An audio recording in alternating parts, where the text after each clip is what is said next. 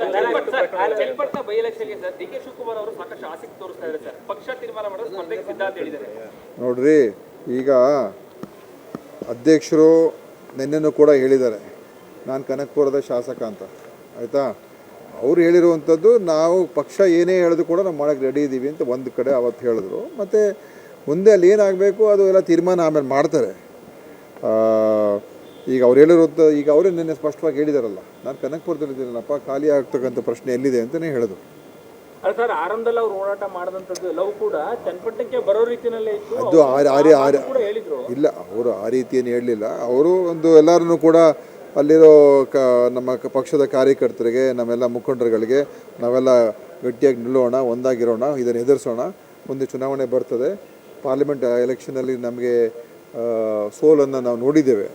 ಆದರೆ ಈ ಬರುವಂಥ ಅಸೆಂಬ್ಲಿಯಲ್ಲಿ ಮತ್ತೆ ಅದಕ್ಕೆ ನಾವೇನು ಬೇಜಾರು ಮಾಡ್ಕೊಳ್ದೇನೆ ಧೈರ್ಯವಾಗಿರೋಣ ಅಂತ ಒಂದು ರೀತಿ ಆ ರೀತಿ ಒಂದು ಹೇಳಿಕೆಯನ್ನು ಕೊಟ್ಟಿದ್ದಾರೆ. ಇಲ್ಲ, ಗೆಲ್ಲೋ ಅಭ್ಯರ್ಥಿ ಏನು ಸೋಲು ಅಭ್ಯರ್ಥಿ ಹುಡುಗ ನಾವು ಸೋಲು ಅಭ್ಯರ್ಥಿ ಹುಡುಕ್ತೀವ? ಹುಡುಕಾಟ ಅದೆಲ್ಲ ನೋಡಿ, ಇದೆಲ್ಲ ಪ್ರಕ್ರಿಯೆ ಇರ್ತದೆ. ಚಲುವರಾಯ ಸ್ವಾಮಿಯವರು ಅಲ್ಲಿಗೆ ಅಧ್ಯಕ್ಷರು ಮಾಡಿದ್ದೀವಿ. ಅದೇ ಥರ ಶಿಗ್ಗಾಂವ್ಗೆ ಇನ್ನೊಬ್ಬರು ನಮ್ಮ ಸಂತೋಷ್ ಲಾಡು ಮತ್ತು ಅವರೆಲ್ಲ ಅಲ್ಲಿದ್ದಾರೆ. ಇಲ್ಲಿ ನಮ್ಮ ಬಳ್ಳಾರಿ ಇದಕ್ಕೆ ಸಂಡೂರಿಗೆ ನಮ್ಮ ಜಮೀರ್ ಅಹಮದ್ ಅವರು ಅಧ್ಯಕ್ಷರಿದ್ದಾರೆ. ಸಮಿತಿಗಳು ಮಾಡಿದ್ದೀವಿ, ಅವರೆಲ್ಲ ಹೋಗ್ತಾರೆ. ಕಾಂಗ್ರೆಸ್ ಪಕ್ಷದಲ್ಲಿ ಒಂದು ಸಿಸ್ಟಮ್ ಇದೆ. ಎಲ್ಲ ಸಮಾಲೋಚನೆ ಮಾಡಿ ಎಲ್ಲರೂ ಚರ್ಚೆ ಮಾಡಿ ನಂತರ ತೀರ್ಮಾನ ಮಾಡ್ತೀವಿ. ಹುಡುಕಾಟ ಅಂತ ಹೇಳಿದ್ರೆ ನೋಡಿ, ಇವಾಗೆಲ್ಲ ನಾವು ಇರೋದು 3 ಬೈ ಎಲೆಕ್ಷನ್. ಒಂದು ಕಾಂಗ್ರೆಸ್ದೆ, ಅದು ಸಂಡೂರು, ಇನ್ನೊಂದು BJPದು, ಇನ್ನೊಂದು JDSದು. ಸೊ ಈಗ 3ರಲ್ಲಿ ನಾವು 3 ಗೆಲ್ಲೋದಕ್ಕೂ ನಮ್ಮ ಪ್ರಯತ್ನ. ಅದು ನೋಡಿ, ಆಸ್ಪಿರೆಂಟ್ ಅದೆಲ್ಲ ಇನ್ನು ಚಲುವರಾಯ ಸ್ವಾಮಿ ಅವರ ಅಧ್ಯಕ್ಷತೆಯಲ್ಲಿ ಸಮಿತಿ ಇದೆ. ಅವರು ಹೋಗಿ ಎಲ್ಲ ಕೂಡ ಅಲ್ಲಿ ಭೇಟಿ ಕೊಟ್ಟು ಅಲ್ಲಿ ಸ್ಥಳೀಯ ಮುಖಂಡರ ಜೊತೆ ಮಾತನಾಡಿ ಅವರ ವರದಿ ಆಧಾರದ ಮೇಲೆ ಪಕ್ಷದ ಹೈಕಮಾಂಡ್ ತೀರ್ಮಾನ ಮಾಡ್ತದೆ ಅಲ್ವಾ. ಅದು ನಮ್ಮ ಪಕ್ಷದಲ್ಲಿ ಒಂದು ಚುನಾವಣೆ ಸಮಿತಿ ಇದೆ, ಅವರು ತೀರ್ಮಾನ ಮಾಡ್ತಾರೆ.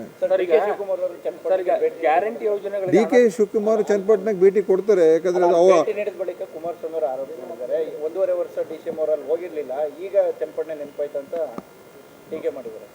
ನೋಡಿ, ಈಗ ಚುನಾವಣೆ ಹತ್ರ ಬರ್ತಾ ಇರೋದ್ರಿಂದ ತಯಾರಿಕೆ ಆಗಲೇಬೇಕು. ನಮ್ಮ DK ಸುರೇಶ್ ಅಲ್ಲಿ MP ಆಗಿದ್ದರು. ಅವರು ಸದಾಕಾಲ ಆ ಕ್ಷೇತ್ರದ ಅಭಿವೃದ್ಧಿಗೋಸ್ಕರ ಕೆಲಸ ಮಾಡಿದ್ದಾರೆ.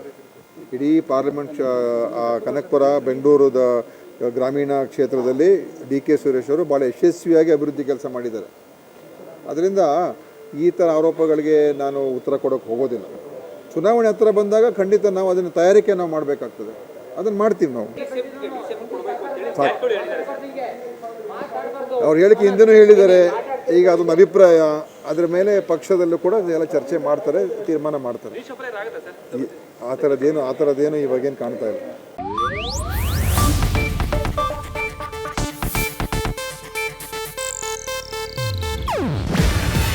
ಇದು ಏಷ್ಯಾನೆಟ್ ನ್ಯೂಸ್ ನೆಟ್ವರ್ಕ್ ಪ್ರಸ್ತುತಿ. ನೀವು ನೋಡ್ತಿದ್ದೀರಾ ಏಷ್ಯಾನೆಟ್ ಸುವರ್ಣ ನ್ಯೂಸ್.